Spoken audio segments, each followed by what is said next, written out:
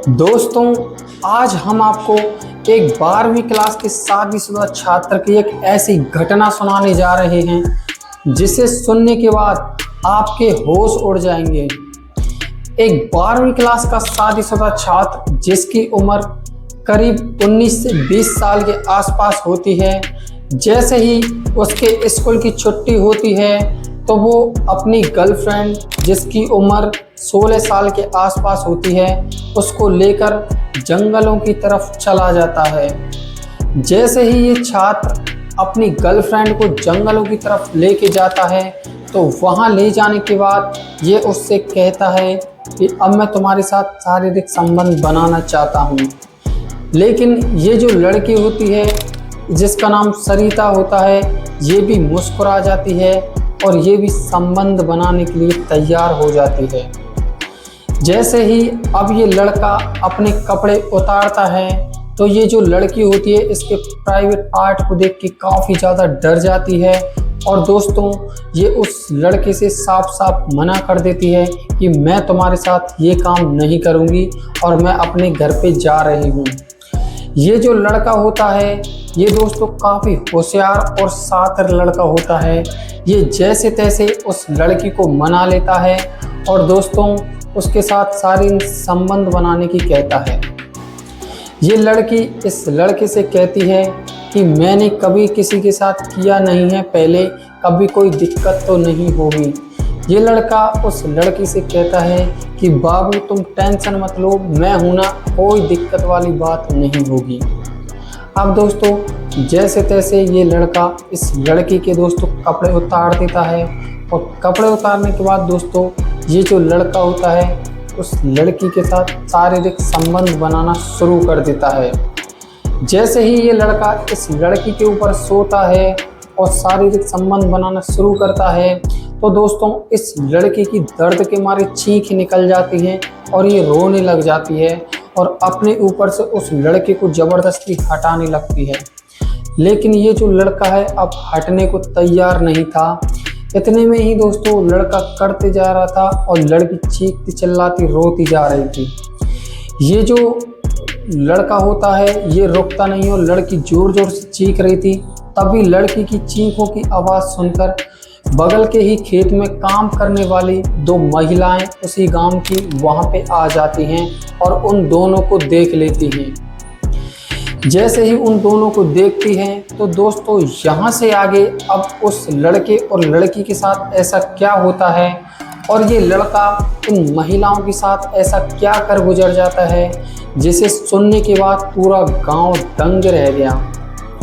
दरअसल दोस्तों ये घटना शुरू होती है उत्तर प्रदेश के जौनपुर ज़िले से, जहाँ पे दोस्तों अमित नाम का एक आदमी अपने दो बच्चे और अपनी पत्नी के साथ खुशी खुशी अपनी ज़िंदगी बिता रहा था। अमित के दो बच्चे होते हैं, एक का नाम सौरभ और एक का नाम राहुल होता है। ये इन दोनों की शादी कर देता है। शादी करने के बाद ये जो सौरभ होता है ये बड़ा भाई होता है और ये जो राहुल होता है ये छोटा होता है। दोस्तों अमित अपने गांव से कहीं बाहर पे काम करता था और ये जो सौरभ होता है ये भी अपने पिताजी के साथ बाहर काम किया करता था और राहुल अब 12वीं क्लास में पढ़ने जाने लग जाता है। काफ़ी दिन दोस्तों ऐसे ही चलते रहते हैं। राहुल की दोस्ती दोस्तों एक लड़की से हो जाती है। ये लड़की राहुल को काफ़ी ज़्यादा पसंद करने लगी थी और उसकी हर बात मानने लगी थी। ऐसे ही दोस्तों काफ़ी दिन चलते रहते हैं। उन दोनों की दोस्ती काफ़ी गहरी हो जाती है और वो दोनों अच्छे तरीके से एक दूसरे को समझने लगते हैं।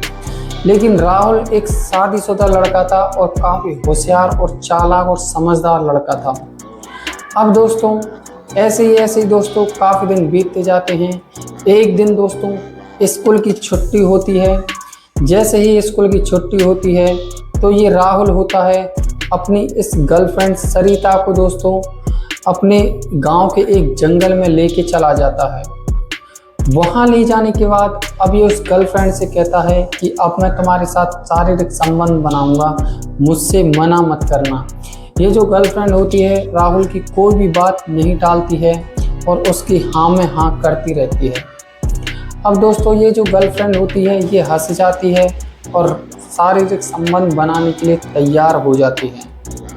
अब राहुल जैसे ही अपने कपड़े उतारता है तो ये लड़की उसके प्राइवेट पार्ट को देख के काफ़ी ज़्यादा घबरा जाती है और राहुल से कहती है कि प्लीज़ मैं तुम्हारे साथ संबंध नहीं बना सकती, मैं तो अपने घर पे जा रही हूँ।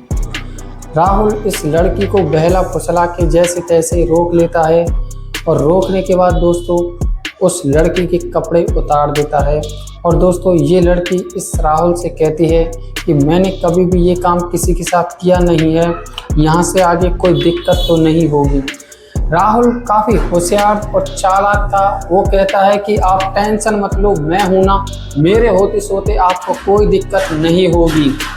अब जैसे ही दोस्तों राहुल इस लड़की के ऊपर सोता है और उसके साथ संबंध बनाना शुरू करता है तो ये लड़की दोस्तों दर्द के मारे काफ़ी ज़्यादा चिल्लाने और रोने लग जाती है और इस राहुल को अपने ऊपर से हटाने लगती है।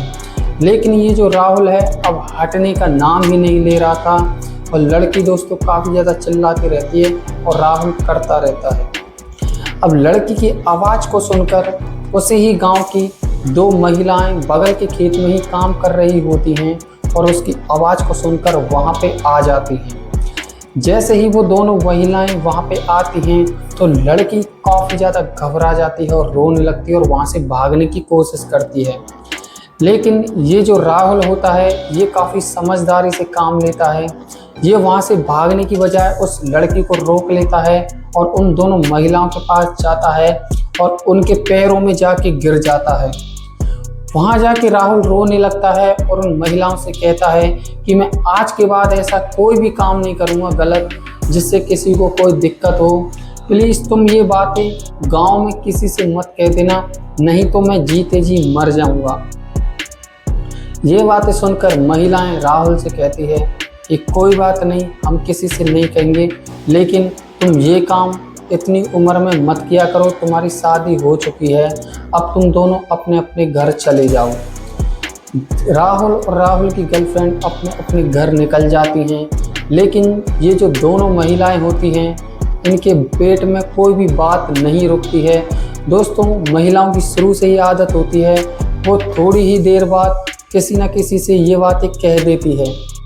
जैसे ही दोस्तों ये महिलाएं दूसरे गांव की महिलाओं से और अपने ही गांव की महिलाओं से ये बातें कह देती हैं तो ये बात धीरे धीरे आसपास के गांव में और राहुल के गांव में उड़ने लगती है और दोस्तों काफ़ी आगे की तरह ये बातें तेज़ी से फैल जाती हैं। धीरे धीरे ये बातें लड़की के पिताजी तक पहुंच जाती हैं और ये सुनकर लड़की के पिताजी को काफ़ी ज़्यादा गुस्सा आ जाता है और एक दिन दोस्तों वो राहुल को सड़क पे हाईवे पे पकड़ लेते हैं और वहाँ पकड़ने के बाद उसके साथ काफ़ी ज़्यादा मारपीट करते हैं। राहुल के मुंह से खून निकलने लगते हैं। अब दोस्तों राहुल काफ़ी ज़्यादा डिप्रेशन में आ जाता है और घर जाके दोस्तों सुसाइड कर लेता है और फांसी लगा लेता है। अब ये घटना दोस्तों पूरे गांव में फिर से आग की तरह फैल जाती है। उसके बाद दोस्तों पुलिस इन्वेस्टिगेशन होती है। पुलिस इन्वेस्टिगेशन मामले में पता चलता है कि राहुल का चक्कर सरिता नाम की एक लड़की से चल रहा था। ये जो पुलिस होती है सरिता के पिता को थाने उठा के ले जाती है और जैसे ही राहुल के पिताजी शाम को अपने घर लौट के आते हैं तो उनको भी दोस्तों पुलिस उठा के ले जाती है। इस मामले में दोस्तों सरिता के पिताजी को दोस्तों सज़ा सुनाई जाती है और उसको जेल हो जाती है। कैसे दोस्तों एक हवस के खेल के चक्कर में राहुल ने अपनी ज़िंदगी खराब कर ली और कैसे दोस्तों अगर वो दोनों औरत राहुल के गांव में जाके ये बातें नहीं कहती तो ये मामला बिल्कुल भी नहीं फैलता। दोस्तों ऐसी ही इंटरेस्टिंग वीडियो देखने के लिए दोस्तों हमारी वीडियो को लाइक और चैनल को सब्सक्राइब जरूर कर दें। मैं आपके लिए इतनी मेहनत और रिसर्च कर के वीडियो लाता हूं। अगर आप हमारे चैनल पर पहली बार आए हो तो वीडियो को लाइक करके चैनल को सब्सक्राइब जरूर कर लेना। दोस्तों इस वीडियो में जितने भी फ़ोटो और जितने भी जगह दिखाई गई हैं वो सारी इस वीडियो से इनका कोई लेना देना नहीं है।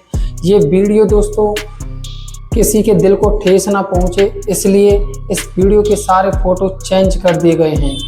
दोस्तों ऐसे ही इंटरेस्टिंग और अच्छी वीडियो देखने के लिए हमारे चैनल को सब्सक्राइब करें, वीडियो को लाइक करें और मिलते हैं अगले टॉपिक के साथ। तब तक के लिए दोस्तों जय हिंद।